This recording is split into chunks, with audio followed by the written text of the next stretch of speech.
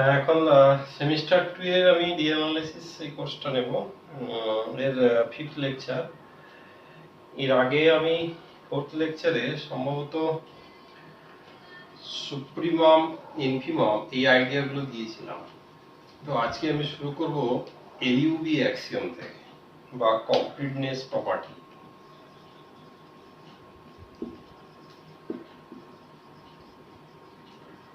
completeness property of R.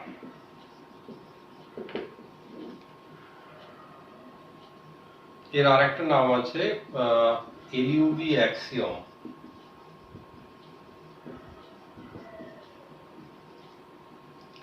এটা কি আছে? Every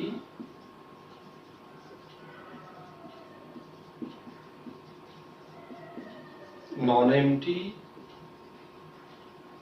bounded subset of R real number that is bounded above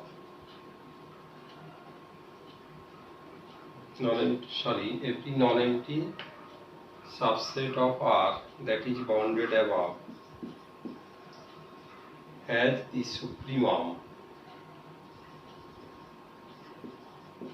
the supremum in R.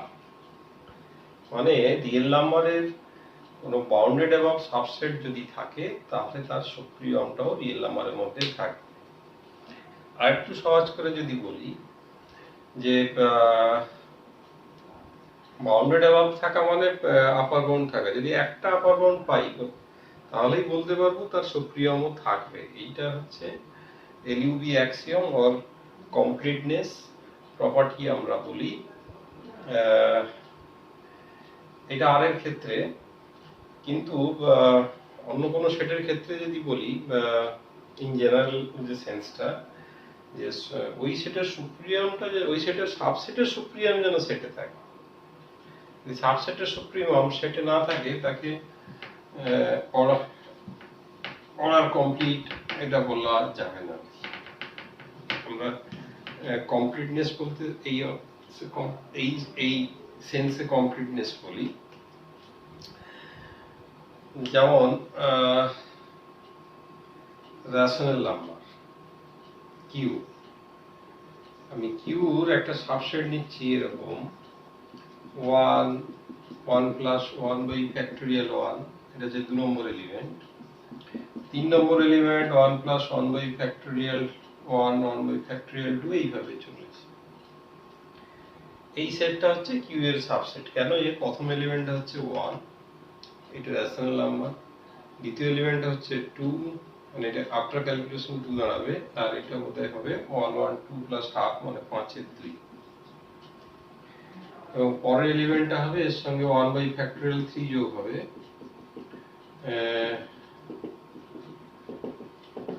Factorial 3 মানে 6, মানে 5 এর 2 + 1 এর 6। এই 5 এর 2 + 1 এর 6 মানে 6 15 একে 16, মানে হচ্ছে এটা হবে 8/3। পরের এলিমেন্টে 8/3 এইভাবে যাবে। তো দেখতে পাচ্ছি যে পুরো ক্যালকুলেশন করার পরে প্রত্যেকটা এলিমেন্ট রেশনাল নাম্বার, তো এটা রেশনাল নাম্বারের সাবসেট। এবং এখানে এলিমেন্টগুলোর দিকে যদি লক্ষ্য করি দেখা যাবে এলিমেন্টগুলো আস্তে আস্তে বাড়ছে। এই যে সেটটা, এই সেটটার সুপ্রিমাম কি হবে? এই সেটটার সুপ্রিমাম কি হবে? কিছু সেটের সুপ্রিমাম ভাবতে গেলে একটু অসুবিধে হয়। যেমন সেই ওপেন ইন্টারভ্যাল সুপ্রিয়াম, এটার ব্যাখ্যা দিয়েছিলাম। এটার সুপ্রিয়াম কত হয়? 2 হয়। 2 কিন্তু সেটের মধ্যে নেই। যে সমস্ত সেটের ক্ষেত্রে সুপ্রিয়াম সেটে থাকে না সেইগুলোর এই সুপ্রিয়ামটা ভাবতে একটু কঠিন লাগে। আমি এই ক্ষেত্রে বলে থাকি সবসময় যে এরকম যদি ইনফাইনাইট সেট হয়, আমাকে সেক্ষেত্রে মানে যদি আস্তে আস্তে এলিমেন্টটা বাড়ে, আমি যদি এটা লক্ষ্য করি যে এলিমেন্টটা কোন দিকে যাচ্ছে, সেটা যদি আমি বুঝতে পারি, সুপ্রিয়ামটা সাধারণত সেটাই হয়। এদিকে যেমন শেষের এলিমেন্টগুলো 2 এর দিকে যাচ্ছে, তো সুপ্রিয়াম হচ্ছে 2। এক্ষেত্রেও সেরকম এই এলিমেন্ট গুলো যাচ্ছে ই এর দিকে, ই এর ই টু দি পাওয়ার এক্স, আমরা এর সিরিজটা আমরা জানি x square by factorial 2 x cube by factorial 3 এইভাবে। তাহলে ই এর মান কত? ই এর মান হচ্ছে 1 plus 1 1 by factorial 2 1 by factorial 3 এইভাবে। লক্ষ্য করলে দেখো এটা হচ্ছে সেকেন্ড টার্মটা এই পর্যন্ত নেওয়া আছে, থার্ড টার্মটা এই পর্যন্ত নেওয়া আছে, ফোর্থ টার্মটা এই পর্যন্ত নেওয়া আছে। তাহলে শেষের দিকে টার্মগুলো মানে সবকটা টার্ম আসবে, তো ভ্যালুগুলো কোন দিকে যাচ্ছে? ই এর দিকে যাচ্ছে। তো এই সেটটার সুপ্রিমম হবে ই। এবারে আমরা কি জানি? আমরা জানি ই হচ্ছে ইরেশনাল নাম্বার। তার মানে কি ইটা হচ্ছে কিউ এর মধ্যে নেই। তাহলে এটা একটা রেশনাল নাম্বারের সাবসেট, কিন্তু সুপ্রিমমটা রেশনাল নাম্বারে নেই। তাহলে আমরা কিউটাকে বলবো the set Q is not order complete. আমি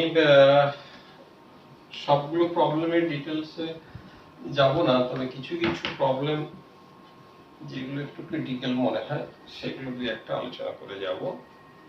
তো সেই সাপেক্ষে একটা অঙ্ক বলি। let S be a bounded subset of R। তার মানে সুপ্রিম ইনফিমাম দুটোই পাওয়া যাচ্ছে।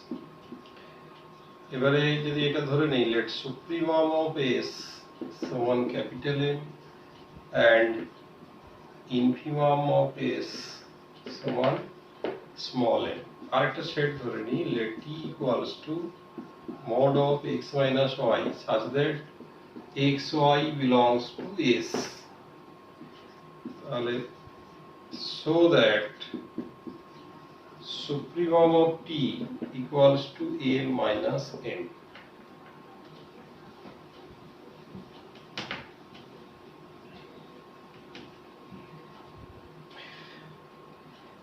এইটা এবারে এই প্রমাণটা, এই অঙ্কটা আমি করবো আর কি। তো এই অঙ্ক অ্যানালিসিসের অঙ্ক করার আগে যেটা সবসময় ভাবা উচিত, আমি সবসময় বলে থাকি যে আগে আমি প্রবলেমটা নিয়ে আগে কালচার করবো, সরাসরি সলিউশনে না গিয়ে আগে প্রবলেমটা নিয়ে একটু ভাবতে হবে, সবসময় এর উদাহরণ ভাবতে হবে, যে এই সেটটা আগে আমি লেখার চেষ্টা করি, তাহলে আমাদের সুবিধে হবে। আমি যেমন এস ইকুয়ালস টু আমি যদি ছোট করে লিখি 3 4, তাহলে টি কত হবে? এখানে বলেছে এস এর দুটো এলিমেন্টের বিয়োগ করে তার মড, তাহলে 1 মাইনাস 1 এর মড যদি করি কত আসবে? 0 আসবে। 1 আর 2 এর বিয়োগ করে মড কত হবে? 1 2 3, এইগুলোই আসবে, আর কিছু আসবে না যেহেতু মড আছে। তাহলে সুপ্রিমম অফ টি কত হচ্ছে না 3, মানে হচ্ছে 4 বিযুক্ত 1, 4 হচ্ছে এস এর সুপ্রিমম, আর 1 হচ্ছে এস এর ইনফিমাম। এই যে রেজাল্টের সঙ্গে মিলে যাচ্ছে। এটা একটু অন্যরকম ভাবে আমি ভাবতে বলি, এটা কেমন করে হয় না, আমি টিটাকে কিরকম এলিমেন্ট নিচ্ছি না, টিটাকে নিচ্ছি এস এর এলিমেন্ট গুলো বিয়োগ করে তার মড। তাহলে সব থেকে বড় বিয়োগটা কি হবে? ম্যাক্সিমাম আর মিনিমাম এলিমেন্ট যদি ভেবে আমি বিয়োগ করে দিই তাহলেই হবে ম্যাক্সিমাম। একটু কথাটা ভুল হচ্ছে যে ম্যাক্সিমাম তো একটা সেটের ম্যাক্সিমাম এলিমেন্ট নাও পেতে পারি। আমি যে উদাহরণটা নিলাম পেয়েছি, আগের দিনও আমি বলেছি যে ম্যাক্সিমাম এলিমেন্ট নাও থাকতে পারে, কিন্তু সেন্সটার কথা আমি ভাবতে বলছি যে ম্যাক্সিমাম থেকে মিনিমামটা যদি আমি বাদ দিই তবেই তো এই টি সেটের ম্যাক্সিমামটা পাবো। এখানে সুপ্রিমটা নিচ্ছি, তো টি এর বড়টাই আমি খুঁজতে চাইছি, বড়টা যেদিকে যাবে সেই মানে বড় সেন্সটা যেদিকে যাবে সেটা করার চেষ্টা করছি।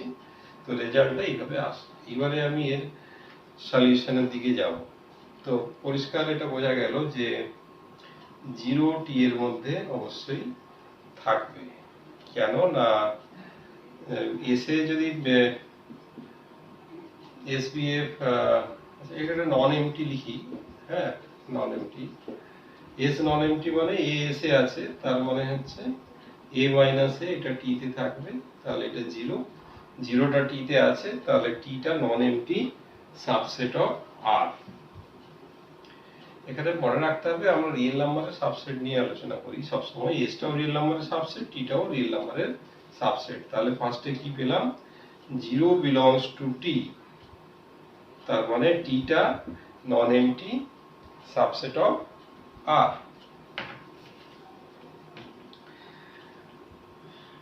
তাহলে অ্যান্সারটা একটু বলে দিই। তাহলে টি যে নন এমটি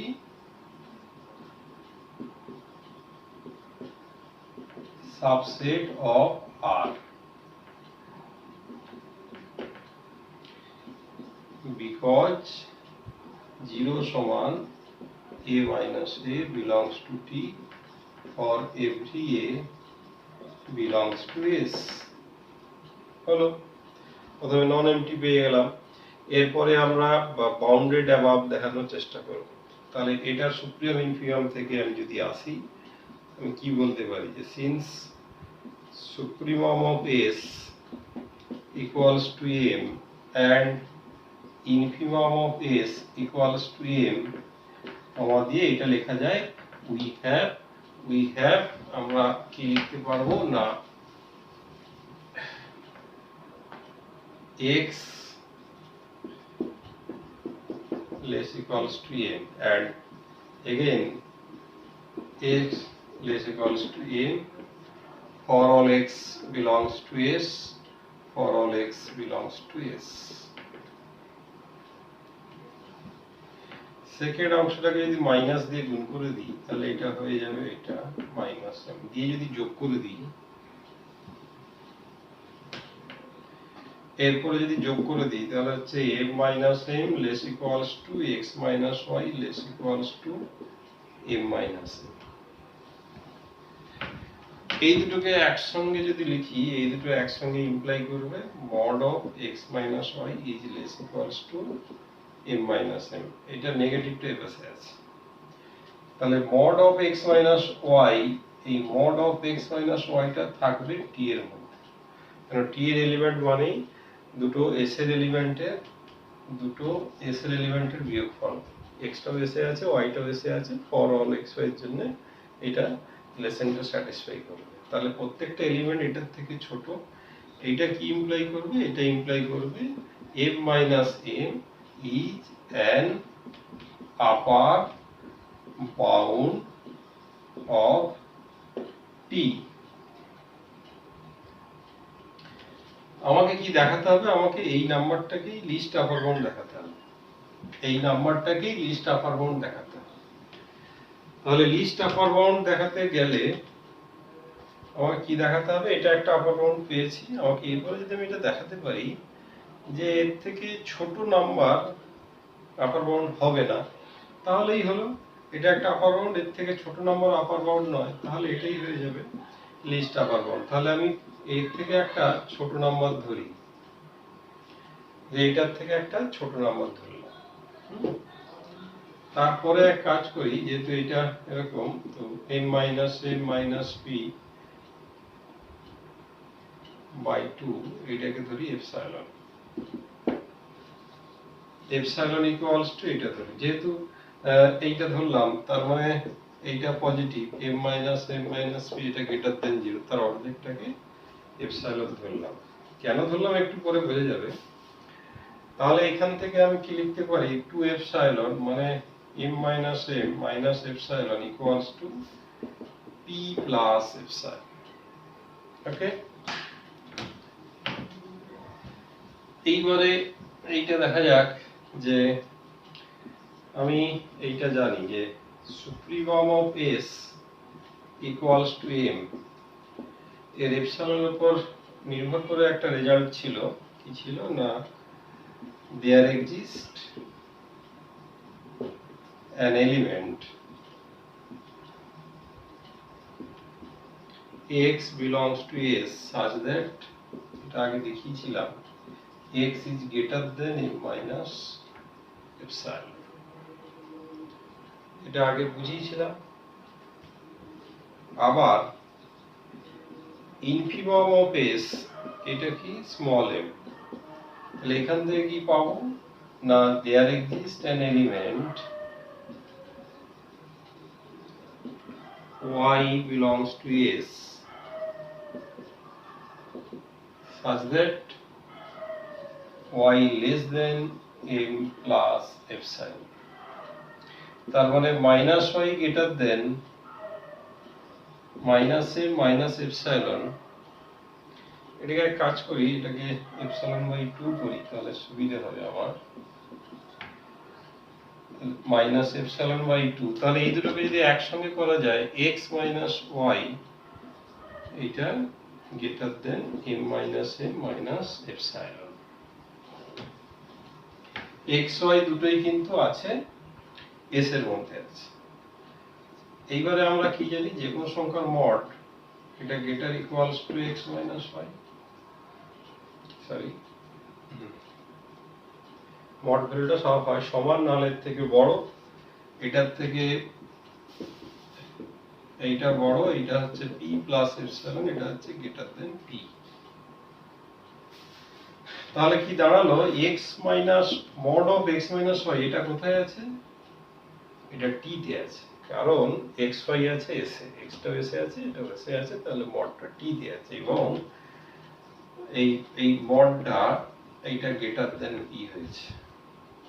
তাহলে এটা কি ইমপ্লাই করবে, এই দুটো একসঙ্গে ইমপ্লাই করবে p is not an upper bound of t।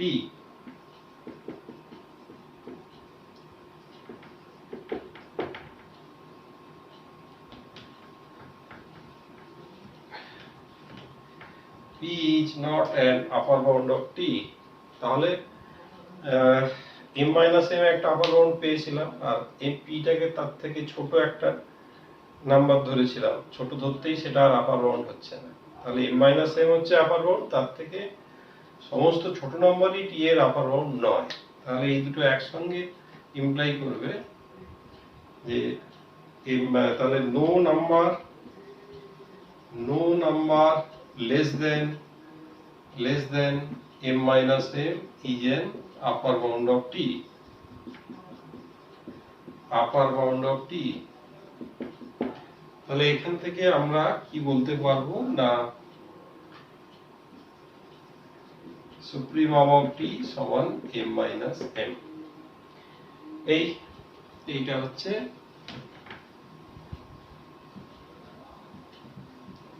এর পার্ট। আমি আরেকটা অঙ্ক করব পরে।